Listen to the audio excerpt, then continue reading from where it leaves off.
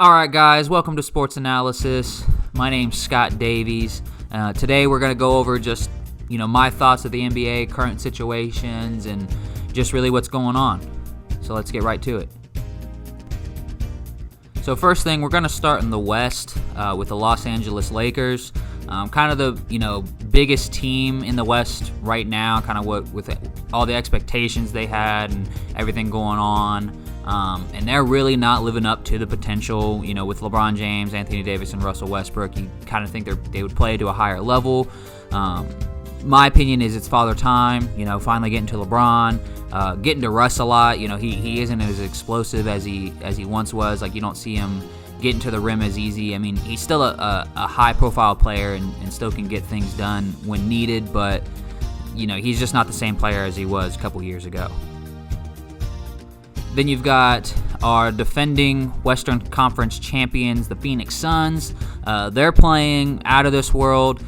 Currently, as the recording of this video, are on a 16-game win streak. It's the second time Chris Paul has done that in his career. One time back with the Clippers, and again now with the Phoenix Suns.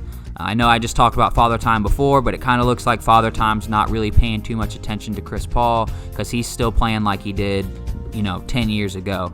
Not to mention, Devin Booker and Ayton playing out of their minds. And I'm really excited to see what the Phoenix Suns can put together in year two of this great run that they're having. And then one of the last teams I want to talk about out west is obviously the Golden State Warriors. Playing to above expectations, honestly, without Klay Thompson and Kevin Durant leaving and going out east. It's crazy to say that Steph Curry is leading this team. Last year we had this conversation about can Steph lead him to the playoffs? Can Steph do this? Can Steph do that? And he kind of fell short. And I think he heard that. And when he went to the gym, he went to work, and is honestly putting up, I would say, that some of the best numbers of his career. And that's hard to say, even with everything he's done in the past. He is playing on a phenomenal level without Klay Thompson. With the squad that he has. I mean, the squad's not bad, but it's not as star-studded as it was a couple years ago. And to see Steph step up and play to the level that he's playing at is truly remarkable. And I currently have him for MVP. And those three teams are kind of my big three out west. A couple other teams I'd like to touch on briefly. The Denver Nuggets with the reigning MVP in Jokic. He's still playing good. The team will definitely step up and play to a higher level after Murray's back and Michael Porter, plays a little bit better and comes back, and just they'll get back on track. I'm not too worried about them. It's still early on in the season. The Dallas Mavericks with Luka. I mean, they're playing to a high level. They, just got to get some stuff figured out, iron it out, figure out what they do good, what they do bad. Get Luka back to 100%, Porzingis back to 100%, get everybody kind of on the same page. Utah Jazz, I mean, they're gonna probably have the Defensive Player of the Year, and Gobert again. I mean, he's such a defensive freak. It's not even funny. I'd like to see him go up against Shaq, just to see if he can stop the Diesel. But other than that, the West is sort of what we expected, but not exactly what we expected. My biggest shock, actually, out west is just how Paul George has been playing, kind of keeping the Clippers into things. And there's just a lot of excitement out west, but it's kind of feeling like the East was a couple years ago, and I'll get into that here in a second when I start talking about the East. So starting out East, it's cooking up a little bit more, and I have to cite Nick from First Things First. Nick Wright, he was talking about how forever, the West was better than the East, and he was citing that it was due to LeBron James being out East and everyone going West. Well, now that LeBron James out West, you see a lot of players going East. And it really shows with how exciting the East has been getting with, the Nets, the Bulls, the Sixers, the Heat, the Hawks. The East has a lot of potential right now in winning a championship and just becoming a conference that you actually kind of I don't want to say we disrespected them, but we kind of were like, what, the East, it's weak, like the West was better. Like now that kind of thought is put out. The West is definitely on par with the East at this point. They're not head and shoulders ahead like they were in years past. To get things started out East, though, I do need to talk about the defending champs, the Milwaukee Bucks. Obviously they still have Giannis and a lot of that core that they won the championship with. They currently have to be my favorites right now while Kyrie is still out with the Nets. You can't put the cart before the horse here. I mean, the Nets are playing well, but the Bucks are still the defending champs, and until they prove me otherwise, I've got them at least playing for another title for sure at this moment in time.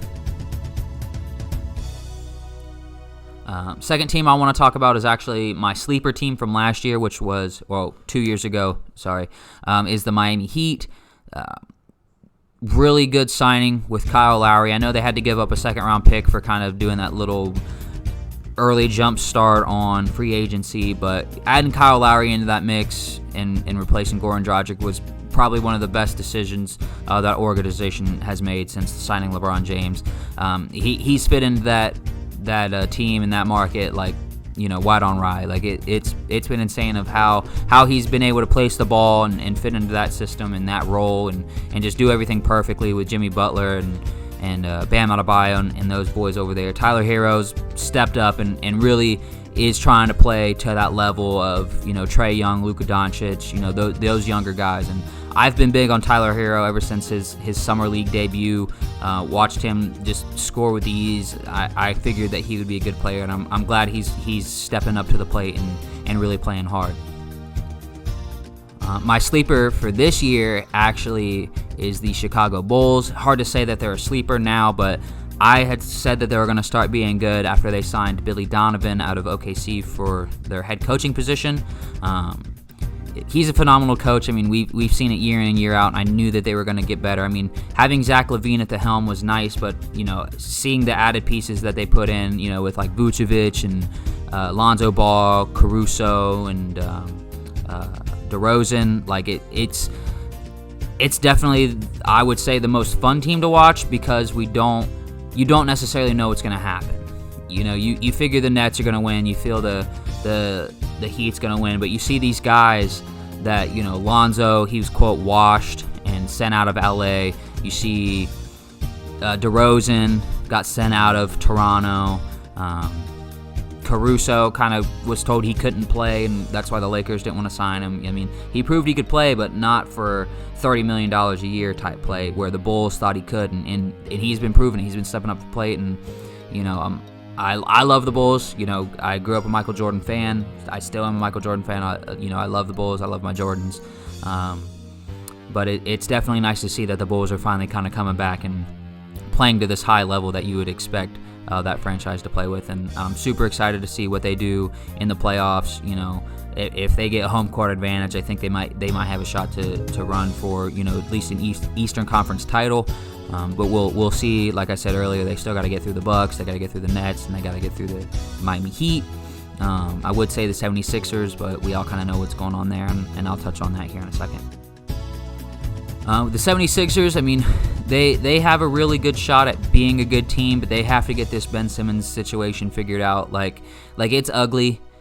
There's no other way to put it. Like, he either needs to play or not play. They need to quit talking about it. They need to ship him. They need to get a functional point guard for this man's spot. Like, they need to get him out, send him to Cleveland, get the young bull, get Colin Sexton, get somebody. You need something here. Like, I know Colin's a shooting guard, but still, like, you need something. Like, and I just feel like the Cavs would be willing to trade him for Ben Simmons. And I fully understand why the 76ers wouldn't want to do that, but I mean, I'm just saying, like, they need to do something. Like, they can't just keep sitting here in limbo thinking that it's going to work itself out, because it's not. Like, Kemba Walker, I don't know. Like, you need to get somebody. It looks like the Knicks, they don't like Kemba.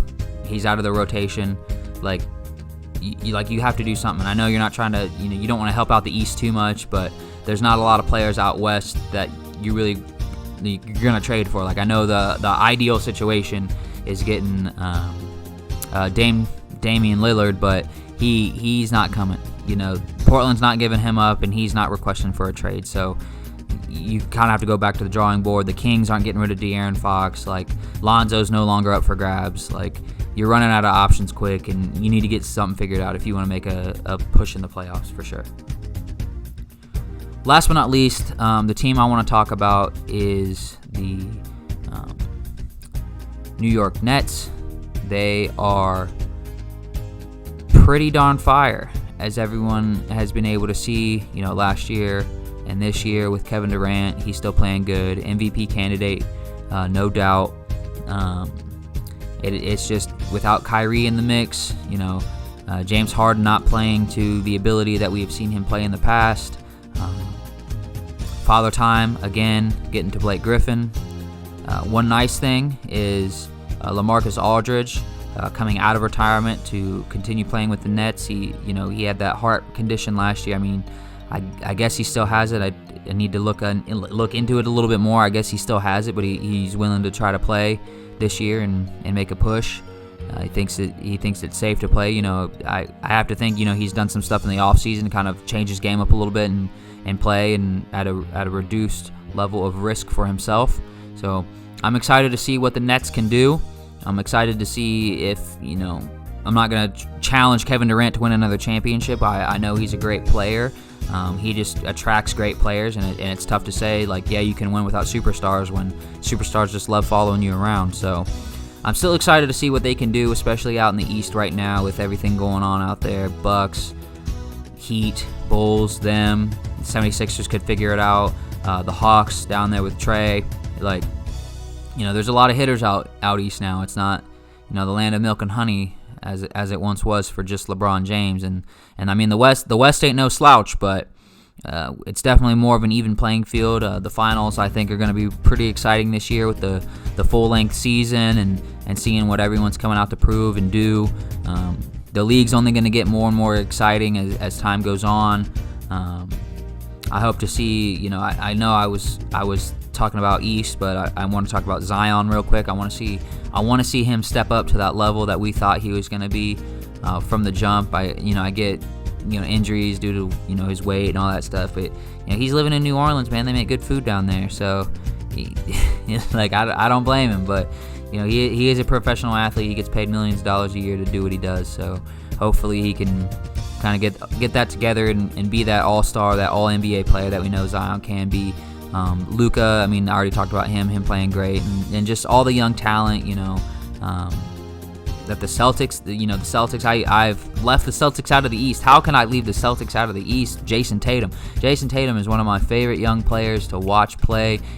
He is growing into that great player that, I'm sure everyone's seen the memes, he's only 19, and he'll always only be 19 apparently, but he's been in the league a couple years now. He's really been stepping up to playing with Jaylen Brown and in that organization with all the changes that they've undergone this year with